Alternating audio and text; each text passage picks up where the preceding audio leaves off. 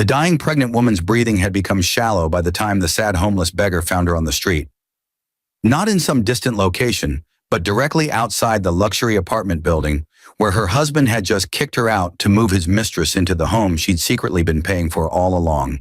He made his decision in seconds, not because he had money to spare, but because watching someone die while he did nothing would destroy whatever humanity he had left. And he gave her all his money to save her, without knowing she was a secret trillionaire whose hidden wealth made his sacrifice both heartbreaking and ironic. The husband had calculated his betrayal perfectly, timing his pregnant wife's removal to coincide with his mistress's arrival. Never suspecting the woman he was discarding had built a $1 trillion empire while he was distracted by his affair and his mother's constant encouragement to find someone better. His mother-in-law had been poisoning the marriage for years, not with subtlety, but with direct mockery at every company gala she hosted through the family business. Events where she publicly humiliated her daughter-in-law in front of executives and clients who were too intimidated to intervene. The sad, homeless beggar's all his money amounted to $18 and some change, barely enough to get the dying pregnant woman into an urgent care facility. But his sacrifice created a debt the secret trillionaire would remember when she recovered and discovered everything about the man who'd saved her. When she survived what should have killed her, her husband was already introducing his mistress to his mother at private dinners. His mother was already planning the grandest company Gala ever hosted to celebrate her son's better choice, and the entire family was completely unaware. The company they were celebrating no longer belonged to them. The mother-in-law's mockery had always been her signature at these galas, her cruel observations delivered with surgical precision to maximize humiliation. But every barb she'd ever directed at her daughter-in-law was about to become evidence of her own ignorance. When the gala arrived, the husband walked his mistress through the doors of the venue his mother had rented using company funds. His mother prepared her most public and devastating mockery yet, and the executive board assembled without any clue that the woman about to be mocked was actually the secret trillionaire who now owned everything, including the building they stood in. What the secret trillionaire did when her mother-in-law began mocking her at the gala hosted by her own company didn't just reveal the truth. It systematically destroyed the husband's life until he became homeless and bankrupt like the beggar who'd saved his wife, shattered his mother's empire so completely that everyone who'd witnessed her cruelty finally saw justice, left his mistress exposed as someone who'd chosen wrong, and repaid the sad homeless beggar's $18 sacrifice with something that defied comprehension. Could a dying pregnant woman really have hidden a $1 trillion empire from the husband who kicked her out? Would a sad homeless beggar's decision to give all his money to a stranger actually trigger the destruction of an entire wealthy family? And would a mother-in-law's mockery at the gala hosted by her own company become the exact moment she lost everything she'd spent decades building? This story reveals how genuine compassion from someone with nothing exposes the hidden power in someone presumed powerless, creating a cascade of consequences that proves cruelty always meets justice and kindness always finds reward. You'll discover that homeless individuals often possess more moral wealth than the financially rich, that abused spouses sometimes accumulate power in silence, that public mockery becomes public humiliation when the victim holds secret power, and that small sacrifices can trigger massive transformations. You will learn to never judge people by their current circumstances, understand that karma operates through unexpected human connections, and recognize that treating others with cruelty, especially in public, always eventually backfires in equally public ways.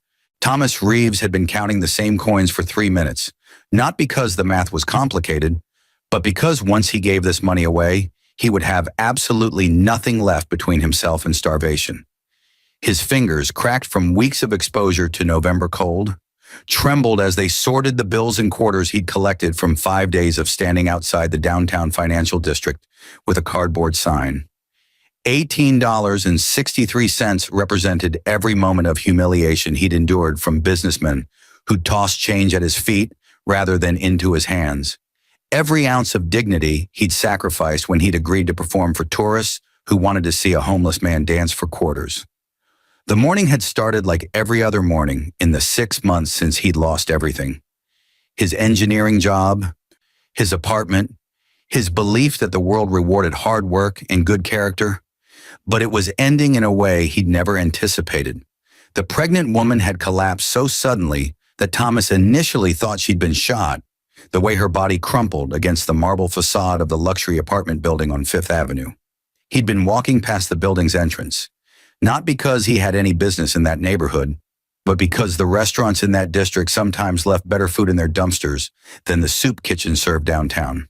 When he'd heard the sound of her body hitting the ground, something in his chest had tightened, not with fear, but with a recognition he couldn't quite name.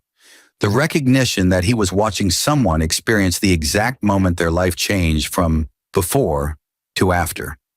The way his own life had changed the day his company had eliminated his position to cut costs. She was wearing clothes that had probably cost more than Thomas had earned in a month, back when he'd had a salary.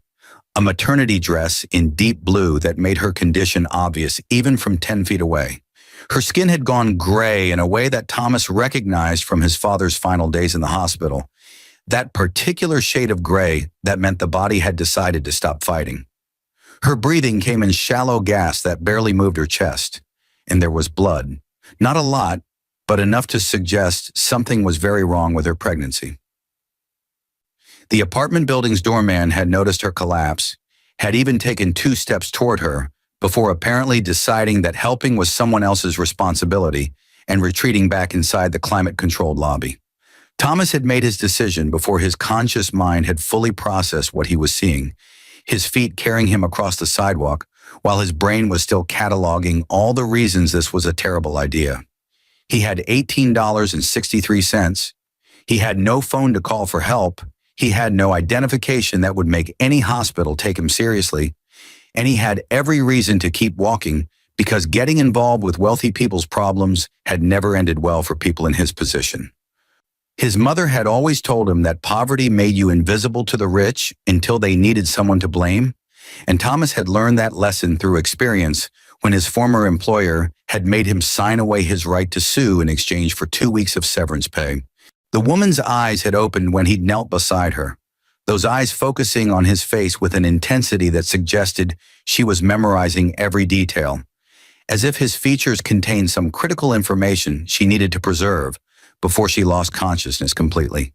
Her lips had moved, forming words that Thomas couldn't hear over the traffic noise, but he'd understood the essential message anyway. She was asking for help, the same way he'd asked for help from dozens of people who'd walked past his cardboard sign without acknowledging his existence. He'd understood in that moment that he had a choice that would define what kind of person he was going to be, now that he'd lost everything else. He could be someone who walked past dying pregnant women because helping would cost him his last $18, or he could be someone who gave everything to a stranger because some things mattered more than survival. "I'm getting you help," Thomas had said, his voice rough from disuse because he'd barely spoken to anyone in days. "Just hold on." The urgent care clinic 3 blocks away had almost refused to take her, not because they were cruel, but because the woman clearly needed a hospital rather than a clinic, and the receptionist had explained this with genuine concern in her voice. Thomas had pushed his entire $18.63 across the counter and said the only thing he could think to say, "This is all I have, but she's dying, and if you turn her away, I'll make sure everyone knows this clinic lets pregnant women die on their doorstep." The receptionist had stared at the crumpled bills, had stared at Thomas's face, and had made a phone call that Thomas couldn't quite hear but knew was saving the woman's life. What Thomas didn't know, what he couldn't have known, was that the dying pregnant woman's eyes had indeed been memorizing his face, and that she would remember him when she woke up in the hospital 3 hours later with questions about who'd saved her life. Rebecca Harrison woke up in a private hospital room that her husband didn't know she owned, connected to monitors that were tracking the baby who'd almost died because of stress her husband had deliberately inflicted. The nurses had told her about the homeless man who'd given his last $18 to save her life, had described his face with enough detail that Rebecca had already instructed her assistant to find him using the building's security footage from Fifth Avenue. Her husband, David Harrison, had kicked her out of their apartment exactly 4 hours before her collapse, not knowing that their apartment was actually one of 14 properties Rebecca had purchased using income from the investment empire she'd built while he'd been spending his evenings with his mistress, Amanda Pierce. The irony would have been funny if it hadn't been so devastating. David had handed her $40 that morning and told her it was more than generous, considering she'd contributed nothing to their marriage, completely unaware that his wife had been secretly running Meridian Capital, a trillion-dollar private equity firm that had just purchased his family's company, Harrison Global Enterprises. Rebecca had built Meridian over 7 years of marriage, working through nights when David claimed he was at the office, but was actually in hotel rooms with Amanda, using the isolation he'd imposed on her as cover to acquire companies across 17 countries. Her mother-in-law, Patricia Harrison, who'd spent those same 7 years mocking Rebecca at every company gala for being a simple woman from a simple background, had no idea that the daughter-in-law she tortured was now technically her boss, the silent owner of every asset Patricia had used to build her social empire.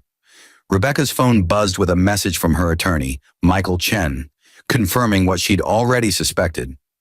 David had moved Amanda into the Fifth Avenue apartment within an hour of forcing Rebecca out, the same apartment Rebecca had purchased 2 years ago when David's company had been struggling, and she'd quietly prevented his family's bankruptcy by buying their debts through a shell corporation.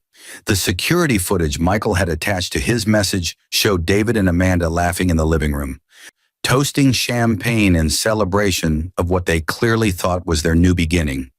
Neither of them aware that the furniture they were sitting on, the champagne they were drinking, and the roof over their heads all belonged to the woman David had just discarded like trash.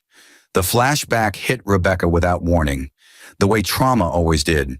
She was suddenly back at the gala 3 months ago, standing in the grand ballroom of the Plaza Hotel while Patricia Harrison had delivered her most vicious public mockery yet. Patricia had waited until the entire executive board was assembled, until every major client was holding champagne and listening, before she'd turned to Rebecca and announced to the room, "My daughter-in-law has such simple tastes. I bought her a genuine Hermes bag for her birthday, and she asked if it came from Target." Can you imagine? The room had erupted in polite laughter that barely concealed the cruelty, and David had smiled at his mother's joke rather than defending his wife, completely missing the fact that Rebecca had been on a phone call with the Sultan of Brunei minutes before Patricia's joke, finalizing a deal that would add another $40 billion to Meridian's portfolio. Rebecca had built her empire in the shadows David and Patricia had created, using their dismissal of her intelligence as camouflage for transactions they never thought to question. When David had forbidden her from working, claiming a wife of his status shouldn't need employment, she'd started Meridian Capital from their guest bedroom, using the maiden name Rebecca Cole on all corporate documents. When Patricia had mocked her for being hopelessly lost during business conversations at galas, Rebecca had used those same conversations to identify which Harrison Global clients were unhappy, which executives were considering leaving, and which competitors were planning moves against David's family business. Every insult Patricia had delivered had given Rebecca information. Every moment of David's neglect had given her time, and every assumption they'd made about her incompetence had given her invisibility. The baby kicked inside her, a reminder that she'd been building this empire not just for herself, but for the child David had never wanted, the child he'd suggested she get rid of when she'd told him about the pregnancy 4 months ago. Patricia had been even more direct, telling Rebecca at a private family dinner that bringing a child into this world when you have nothing to offer it is selfish, apparently unable to comprehend that her grandchild would inherit an empire that made the Harrison family fortune look like pocket change. Rebecca had smiled through that dinner, had nodded at Patricia's concerns, and had gone home to sign papers that transferred another major Harrison Global competitor into Meridian's portfolio, systematically surrounding David's family business with her own holdings like a chess player positioning pieces for checkmate. The nurse entered to check Rebecca's vitals, but Rebecca's mind was already 3 weeks ahead, already planning for the annual Harrison Global Gala that Patricia hosted every December to celebrate the company's founding. Patricia had built that gala into a social institution over 25 years, an event where Manhattan's elite gathered to see and be seen, where business deals were made over champagne and caviar, and where Patricia herself reigned like royalty over a kingdom she believed was unshakable. This year's gala was scheduled for December 15th, exactly 23 days away, and Patricia had already sent Rebecca an invitation with a handwritten note. Do try to dress appropriately this time, dear. I know it's difficult for you, but appearances matter at my events. Rebecca looked at that invitation now, displayed on her phone screen, and made a decision that would change everything. She would attend the gala, she would bring the homeless man who'd saved her life as her guest, and she would let Patricia mock her one final time in front of everyone who'd ever watched and done nothing. What Patricia didn't know, what David and Amanda and the entire Harrison family didn't know, was that Rebecca owned Harrison Global now, had purchased it through a series of shell transactions that her lawyers had finalized while she'd been unconscious in the urgent care clinic, and that the gala Patricia was planning to host in her company's name was actually going to be hosted in a building Rebecca now controlled. The irony was perfect. Patricia would mock Rebecca at a gala thrown by Rebecca's own company, in a venue Rebecca owned, in front of executives who now work for Rebecca, celebrating a family business that Rebecca had quietly absorbed. And when the mockery reached its peak, when Patricia had publicly humiliated her daughter-in-law in front of everyone who mattered in their social circle, Rebecca would reveal the truth in a way that would destroy not just Patricia's reputation, but David's entire existence. But first, she needed to find the homeless beggar who'd given his last $18 to save her life, because what she was planning would require a witness whose presence would make the symbolism impossible to ignore. David Harrison stood in front of the floor-to-ceiling windows of the Fifth Avenue apartment, watching the city lights sparkle below, while Amanda wrapped her arms around him from behind. Neither of them aware that the woman who actually owned this view was currently orchestrating their destruction from a hospital bed 3 miles away. He'd spent the past 2 weeks in a state of euphoria that felt almost chemical, the rush of finally being free from a marriage that had felt like an anchor around his ambitions, free to be with the woman who actually understood his needs rather than the silent, simple wife his mother had always told him was holding him back. Amanda kissed his neck and whispered that she was proud of him for finally choosing happiness, apparently believing that abandoning a pregnant wife demonstrated strength rather than cowardice. His mother had thrown a private celebration dinner the night after he'd moved Amanda into the apartment, gathering the family at Le Bernardin to toast what Patricia had called David's fresh start with someone more suitable.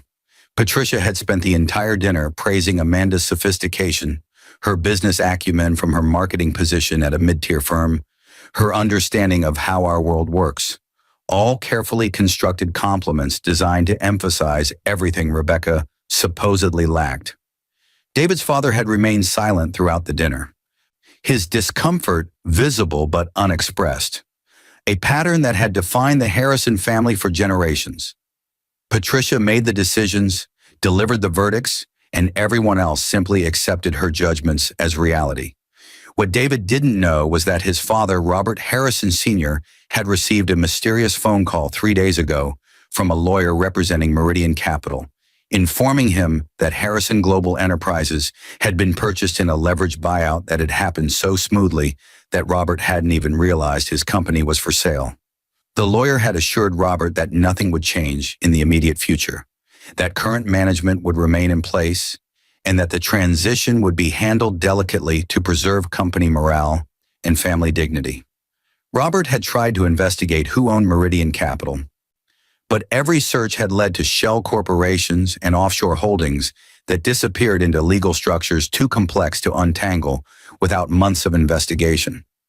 He decided not to tell Patricia yet, not until he understood what was happening, because Patricia's reaction to losing control of the company she'd used as her personal kingdom would be catastrophic. Amanda had been planning their future with the confidence of someone who believed she'd won a prize, talking about the wedding they'd have once David's divorce was finalized, the honeymoon in Santorini, the children they'd raise in this apartment that she thought David owned.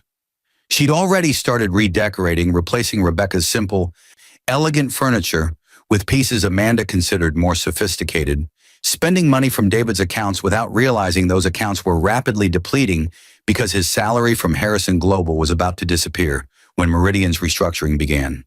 David had encouraged Amanda's spending, had told her to make this place ours, never questioning why Rebecca had never cared about redecorating or why his formerly quiet wife had never asked for the credit cards he'd now given Amanda unlimited access to. The flashback that interrupted David's contentment came from a moment 3 years ago that he'd buried because it had contradicted his narrative about Rebecca. He'd come home early from a supposed business trip and had heard Rebecca on the phone in the guest bedroom, speaking in a voice he'd never heard her use before. Confident, commanding, negotiating terms for what sounded like a major corporate acquisition. He'd stood outside the door listening to her discuss the Dubai portfolio and the Singapore expansion with someone she'd called Michael, and when she'd ended the call, David had walked away rather than confronting her, because acknowledging that his simple, quiet wife might have a life he didn't understand would have complicated the story he'd been telling himself about their marriage. He'd convinced himself he'd misheard, that she'd been watching a business drama on television, anything except accepting that Rebecca might be more than what he'd assumed. Patricia, meanwhile, had been planning the annual Harrison Global Gala with an intensity that bordered on obsession, not because this year was particularly special, but because she wanted to debut Amanda as David's new partner in the most public way possible. She'd already had the invitations printed, elegant cards with gold embossing that announced Patricia Harrison requests the pleasure of your company at the 25th annual Harrison Global Gala, and had personally called each major client and executive to ensure they'd attend what she was privately calling a celebration of new beginnings. Patricia had selected the Plaza Hotel's Grand Ballroom, the same venue where she'd humiliated Rebecca countless times, and had specifically planned a moment during her welcome speech where she would acknowledge David and Amanda's relationship with her blessing, a public coronation that would simultaneously celebrate Amanda and erase Rebecca from the family narrative. What Patricia had also planned, though she'd shared this only with her closest confidants, was a final humiliation for Rebecca if she dared to attend. Patricia had prepared remarks about women who try to climb above their stations and the importance of knowing one's place, comments designed to destroy whatever dignity Rebecca might have left after David's very public abandonment. Patricia had even practiced the delivery, timing her pauses for maximum impact, imagining the moment when the entire room would laugh at her jokes while Rebecca stood alone and powerless. Across town, Thomas Reeves was sitting in a hotel suite he didn't understand how to process, wearing clothes that felt like a costume, meeting with lawyers who kept calling him Mr. Reeves with a respect he hadn't heard directed at him in years. The woman he'd saved, who'd introduced herself as Rebecca when she'd found him sleeping in a subway station 5 days ago, had explained nothing except that she needed him to attend an event with her, that she would provide everything he needed, and that what she was planning would change both of our lives. Thomas had agreed because he had nothing to lose, and because something in Rebecca's eyes had reminded him of himself before he'd lost everything. The look of someone who'd been underestimated so completely that they'd become dangerous. Rebecca's assistant, a woman named Jennifer Martinez, who treated Thomas like he mattered rather than like he was invisible, had explained that he'd need to wear a tuxedo to the gala, that someone would help him prepare, and that his only job was to be present and be yourself. Jennifer had also slipped him an envelope containing $5,000 in cash with a note from Rebecca that read, "This isn't charity. This is a down payment on a debt I owe you. The rest comes after the gala." Thomas had cried in the hotel bathroom after reading that note, not because of the money, but because someone had acknowledged that his $18 sacrifice had created a debt rather than treating his help as something a homeless man should be grateful to provide. The gala was now 3 days away, and Rebecca had everything positioned exactly as she needed it. David believing he'd won his freedom, Amanda believing she'd won a prize, Patricia believing she controlled a company she'd actually lost, and Thomas positioned as a witness to what happened when cruelty finally met consequences. Rebecca had spent 2 weeks recovering from the collapse that had almost killed her and her baby. 2 weeks arranging for Meridian Capital's ownership of Harrison Global to be revealed at the precise moment that would cause maximum devastation, and 2 weeks allowing David and Patricia to celebrate their victory before showing them what victory actually looked like. The final piece had fallen into place that morning when Rebecca's lawyers had confirmed that Patricia had used company funds to pay for the gala venue, the catering, and all the elaborate decorations she'd planned, meaning Patricia had technically stolen from the company Rebecca now owned to throw a party where she planned to mock the woman who could have her arrested. Rebecca had no intention of pursuing charges, but the symbolism was perfect. Patricia would use Rebecca's money to celebrate Rebecca's humiliation, never realizing until it was too late that every dollar she'd spent had come from the woman she'd spent 7 years destroying. Rebecca stood in front of the mirror in her hospital suite, practicing the expression she would wear when Patricia launched her attack at the gala. The same neutral, accepting expression she'd worn through 7 years of mockery. The expression that would make her mother-in-law believe this humiliation was working exactly as planned. What Patricia wouldn't see until it was too late was that Rebecca's expression wasn't acceptance, but patience. The patience of someone who'd spent years positioning every piece on the board before making the move that would end the game entirely. The Plaza Hotel's Grand Ballroom would hold 400 guests on December 15th, every one of them about to witness what happened when the powerless turned out to be powerful, when the mock turned out to be the owner, and when mercy met cruelty in front of everyone who'd chosen silence over intervention. The Plaza Hotel's Grand Ballroom had never looked more beautiful or more ironic. 500 guests mingling beneath crystal chandeliers that sparkled above a celebration that was about to become an execution. Patricia Harrison stood at the center of the room in a gown that had cost $40,000, holding a microphone and surveying her kingdom with the satisfaction of someone who believed her power was absolute and permanent. David and Amanda stood near the front, his arm around her waist in a possessive gesture meant to signal ownership, both of them smiling at guests who'd come to celebrate what they thought was Harrison Global's continued success under Patricia's guidance. None of them had noticed the small changes in the room, the Meridian Capital logo subtly incorporated into the floral arrangements, the servers wearing pins that read MC in elegant script, the security personnel who answered to Rebecca rather than to Patricia's event coordinator. Rebecca entered through the side entrance exactly as Patricia began her welcome speech.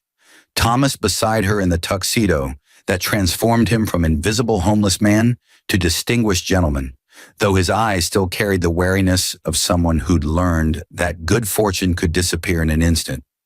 Rebecca had chosen a maternity gown in deep emerald green that made her pregnancy impossible to ignore, a deliberate choice that would remind everyone in the room exactly what David had abandoned and what Patricia had mocked.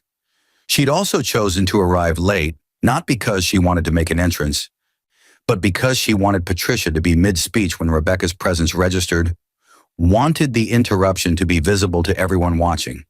Patricia saw her first, the microphone nearly slipping from her hand before she recovered with the practiced grace of someone who'd spent decades controlling rooms through force of personality.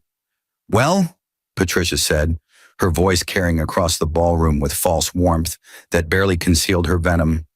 "How unexpected. My former daughter-in-law has decided to join us this evening, despite no longer having any connection to this company or this family." The crowd's laughter was nervous rather than genuine, people sensing something beneath Patricia's words but not yet understanding what they were witnessing. David had turned pale, his arm dropping from Amanda's waist as he registered that Rebecca was not only present, but accompanied by a man he didn't recognize. A man who was looking at Rebecca with protective concern rather than romantic interest. Rebecca walked slowly toward the front of the room, not rushing, letting every guest get a clear look at her face and the man beside her, letting Patricia build toward whatever public humiliation she'd prepared. Patricia didn't disappoint, warming to her subject with the enthusiasm of someone delivering a performance she'd rehearsed. "I'm sure we're all curious about Rebecca's guest this evening. Have you found someone new already, dear? Someone more suited to your actual station in life?" The implication hung in the air like poison. Patricia was suggesting Rebecca had brought a homeless man to a society gala, was suggesting that Rebecca's standards had fallen to match her circumstances, was delivering what she clearly thought was a devastating blow to whatever dignity Rebecca had left. Actually, Rebecca said, her voice quiet but somehow carrying to every corner of the ballroom without a microphone. I'd like to introduce Thomas Reeves, the man who saved my life and my baby's life 3 weeks ago when I collapsed outside the apartment building where my husband had just kicked me out to move his mistress into the home I'd purchased. Thomas gave me his last $18, every cent he owned, to get me medical help, not knowing who I was or whether I could ever repay him. The room had gone completely silent, every guest now focused entirely on Rebecca's words rather than Patricia's performance. I wanted Thomas here tonight because he represents something this room needs to remember, that character reveals itself in sacrifice, not in wealth, and that the people we dismiss as powerless sometimes possess more humanity than those of us who think we control everything.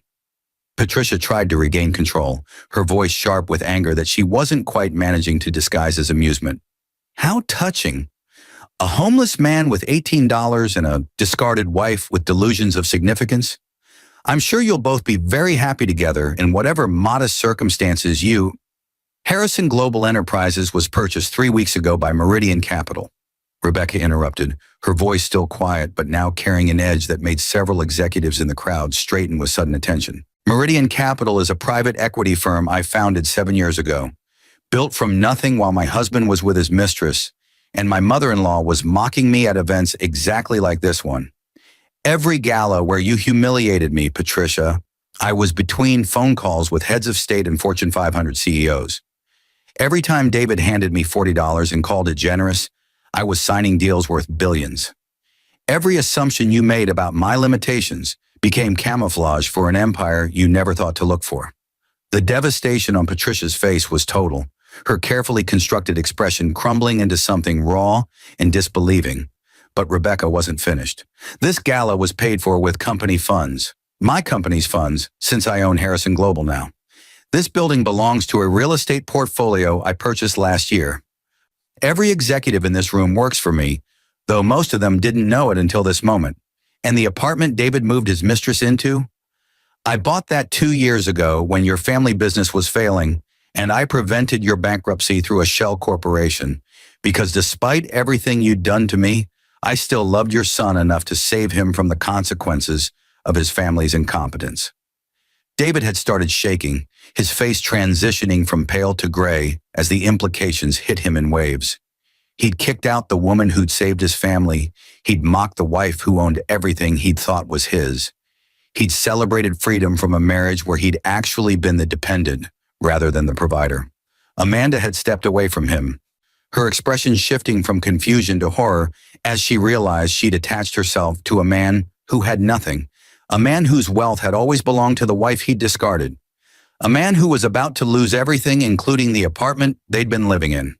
As of this morning, Rebecca continued, looking directly at Patricia now, Harrison Global Enterprises has been restructured.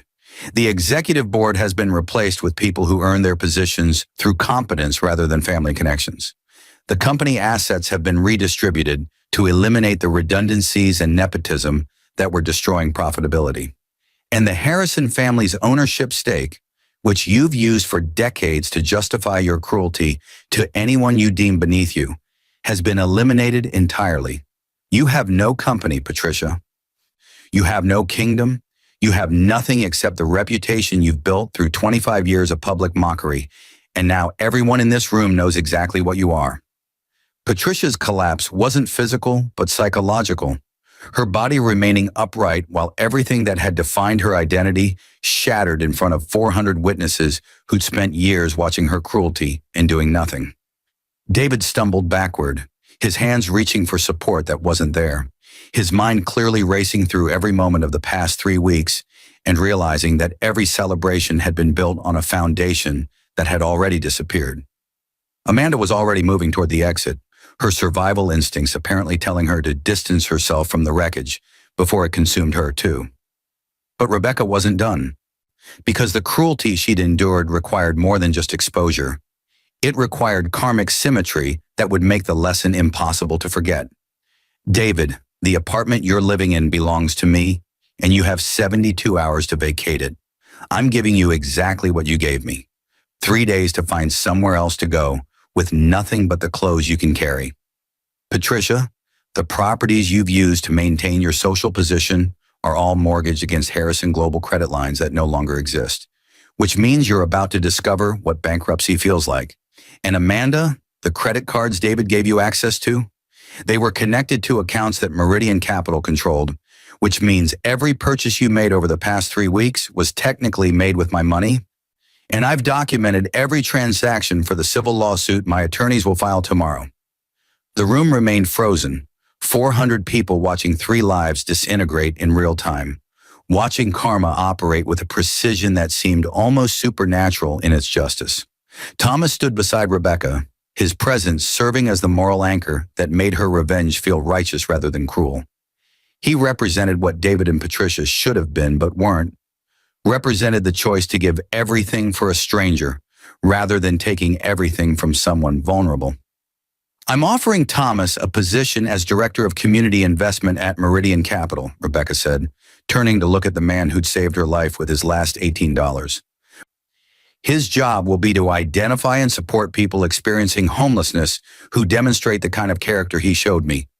People who give when they have nothing, people who help when helping costs them everything, people who possess the moral wealth that this room has spent decades pretending doesn't matter. Thomas's eyes had filled with tears, his hand finding Rebecca's and squeezing it with gratitude that transcended words. Gratitude for being seen as fully human again after months of being treated as invisible. Patricia stumbled from the room without another word, her reign ending not with a dramatic exit, but with a silent retreat that was somehow more devastating than any scene she could have caused. David followed her, his posture that of a man who just realized he'd traded a $1 trillion empire for a mistress who was currently pretending not to know him. Amanda disappeared into the crowd, her face a mask of calculation as she clearly ran through her options and found them all catastrophic. The guests began whispering the moment the 3 of them were gone, phone cameras capturing everything for social media posts that would ensure this story spread far beyond the 400 witnesses in the ballroom. Rebecca had orchestrated the revelation for maximum exposure, understanding that public cruelty required public justice, that private revenge would never teach the lesson that needed teaching. The private hospital room overlooked Central Park in spring, cherry blossoms visible through windows that framed a view Rebecca had purchased not for its beauty, but for the memory it would give her children of their first moments in the world. Thomas sat beside her hospital bed, not as her husband. Their relationship had evolved into something deeper than romance, but different from traditional family, a bond forged through mutual rescue and shared understanding of what it meant to be underestimated and dismissed. But as the godfather to the 3 babies Rebecca had delivered that morning, triplets, the doctors had said with surprise, 3 perfect daughters who would inherit an empire their mother had built in shadows and revealed in light. Rebecca had named them Grace, Justice, and Mercy, names that represented the 3 forces that had shaped her journey from dismissed wife to secret trillionaire to public victor. Thomas had cried when she told him the names, understanding that she was teaching her daughters the lessons they'd both learned, that grace meant helping even when it cost everything, that justice meant exposing cruelty even when silence was easier, and that mercy meant choosing restoration over destruction when revenge was available. David had indeed become homeless within weeks of the gala, his descent mirroring Thomas's original journey, but without the character that had made Thomas worthy of rescue. Patricia had filed for bankruptcy within a month, her properties seized to pay debts she'd hidden through creative accounting that was now being investigated by federal prosecutors Rebecca had quietly informed about financial irregularities. Amanda had tried to sell her story to tabloids, only to discover that Rebecca's legal team had already documented every false claim she might make, neutralizing her leverage before she'd realized she needed it.